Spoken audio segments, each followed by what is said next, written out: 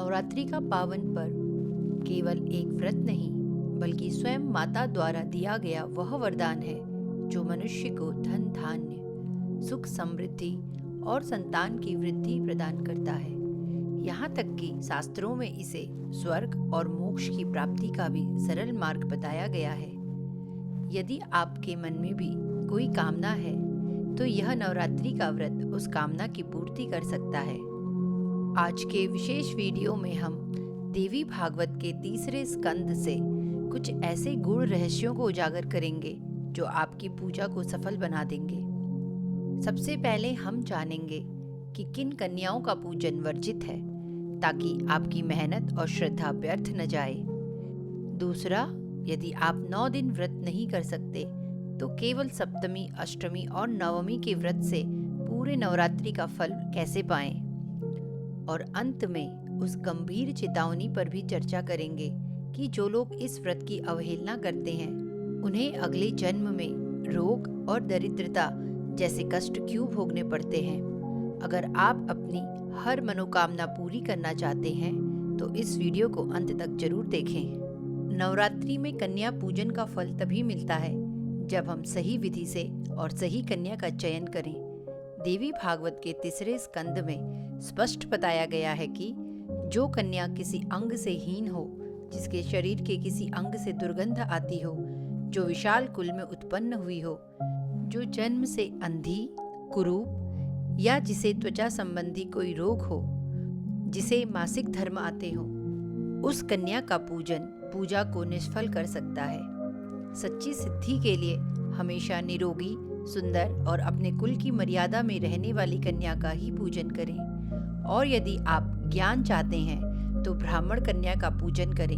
यदि विजय की इच्छा है तो राजवंश की कन्या का, और यदि धन लाभ चाहते हैं तो वैश्य परिवार की कन्या का पूजन सर्वश्रेष्ठ माना गया है। तो भक्तों, ये थे कन्या पूजन के वे नियम जिनका पालन हमें बहुत सावधानी से करना चाहिए। लेकिन अब प्रश्न उठता है, क्या केवल कन्या पूजन ही काफी है? जो भक्त किसी कारणवश पूरे 9 दिन व्रत नहीं कर पाते तो माता ने उनके लिए एक बहुत सरल मार्ग बताया है। देवी भागवत के अनुसार केवल सप्तमी, अष्टमी और नवमी, इन 3 रात्रियों में भक्ति पूर्वक पूजा और उपवास करने से आपको पूरे नवरात्र का फल मिल जाता है। विशेष रूप से अष्टमी तिथि का महत्व सबसे अधिक है। प्राचीन काल में राजा दक्ष के यज्ञ का विध्वंस करने वाली महाभयानक माता भद्रकाली करोड़ों योगिनियों के साथ इसी अष्टमी को प्रकट हुई थी। इसलिए इस दिन खीर का हवन, गंध पुष्प का अर्पण और ब्राह्मण भोजन कराने से भगवती तुरंत प्रसन्न हो जाती हैं। माता रानी कितनी दयालु हैं कि उन्होंने हमारे सामर्थ्य के अनुसार हमें फल पाने का मार्ग दिखाया है। शास्त्रों में एक बहुत ही गंभीर बात कही गई है। आज जो लोग रोग, दरिद्रता या संतान के अभाव से जूझ रहे हैं, या जो स्त्रियां विधवा या वंध्या अर्थात संतानहीन हैं, उनके विषय में यह माना जाता है कि उन्होंने पिछले जन्म में इस पावन नवरात्रि व्रत की अवहेलना की थी।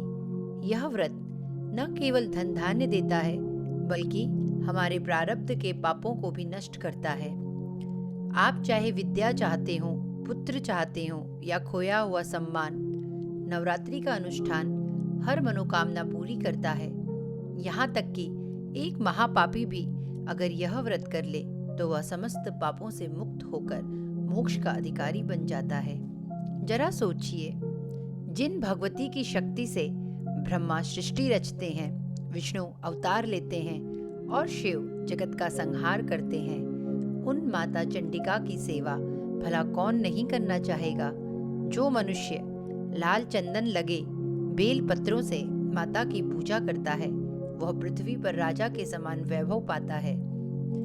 भक्तों, देवी भागवत के तीसरे स्कंद का यह प्रसंग हमें सिखाता है कि माता रानी कितनी सरल और दयालु हैं। चाहे आप पूरे 9 दिन का व्रत करें या केवल सप्तमी, अष्टमी और नवमी के उन विशेष 3 दिनों में साधना करें, माता आपके भाव को देखती हैं। यदि आप सच्चे मन से धन, संतान या मोक्ष की कामना करते हैं तो माता रानी आपकी झोली जरूर भरेंगी। जो लोग अनजाने में अब तक इस व्रत की अवहेलना कर रहे थे, उनके लिए भी यह समय प्रायश्चित और नई शुरुआत का है।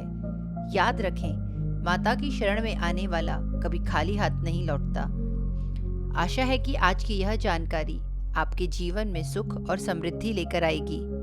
माता रानी की भक्ति का यह मार्ग बहुत ही कल्याणकारी है और हम चाहते हैं कि आपकी पूजा का हर एक पल सफल हो।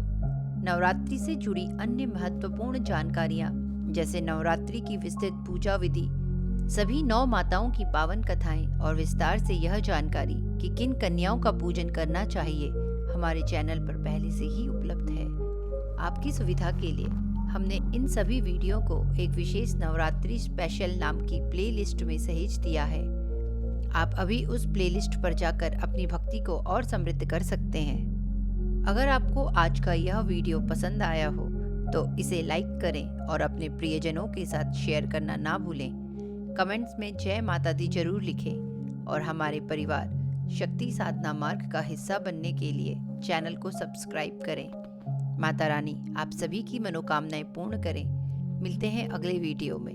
जय माता दी, जय श्री हरि।